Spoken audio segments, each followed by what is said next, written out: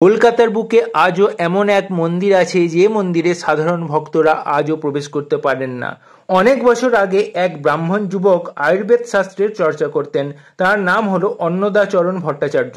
এই অন্নদাচরণ ভট্টাচার্য একদিন স্বপ্নে শ্রী রামকৃষ্ণদেবের দেখা পান এবং রামকৃষ্ণদেব তাকে ইডেন গার্ডেনের জলাশয় থেকে মাতৃমূর্তি তুলে এনে মন্দির প্রতিষ্ঠা করতে বলেন। অন্নদাচরণ জলাশয় থেকে তুলে আনেন কালী মূর্তি, আদ্যা মূর্তি। দিনটি ছিল চৈত্র মাসের রামনবমীর শুভ তিথি।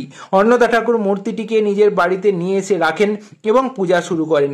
কিন্তু মা আবার অন্নদা ঠাকুরকে স্বপ্নে নির্দেশ দেন যে মূর্তিটিকে মাঝ গঙ্গায় বিসর্জন দিতে হবে। মা জানান যে তিনি এক জায়গায় নয় বিভিন্ন স্থানে পূজা পেতে চান এবং রামনবমীর দিন রাত্রিবেলায় মা নিজে অন্নদা ঠাকুরকে আদ্যা স্তোত্র শোনান এবং এই আদ্যা স্তোত্র অন্নদা ঠাকুর লিখে রাখেন। আজও আদ্যা মায়ের পূজার সময় আদ্যা স্তোত্র পাঠ করা হয়। অন্নদা ঠাকুর দেবীর মূর্তির ছবি এঁকে তা বিক্রি করে মা আদ্যার পূজা নানা জায়গায় প্রচলন করার ব্যবস্থা করেন। এরপর শ্রী রামকৃষ্ণদেব পুনরায় অন্নদা ঠাকুরকে স্বপ্নে আদ্যা মন্দির নির্মাণের আদেশ দেন। অন্নদা ঠাকুর 1328 বঙ্গাব্দে আদ্যাপীঠ নির্মাণ শুরু করেন। অন্নদা ঠাকুরের মহাপ্রয়াণের পর তার ভক্তরা নতুন মন্দিরটি স্থাপন করে 1373 বঙ্গাব্দের মকর সংক্রান্তি তিথিতে। বর্তমান আদ্যাপীঠ মন্দিরের উচ্চতা প্রায় 96 ফুট।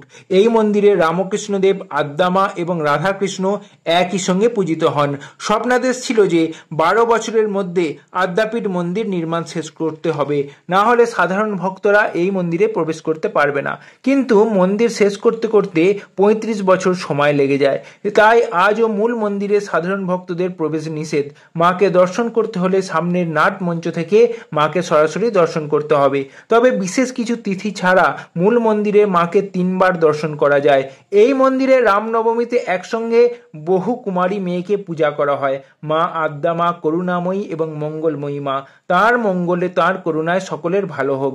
মায়ের এই কাহিনী কেমন লাগলো সেটা অতি অবশ্যই কমেন্ট করে জানান এবং কমেন্টে লিখুন জয় জয় আদ্যা মায়ের জয়।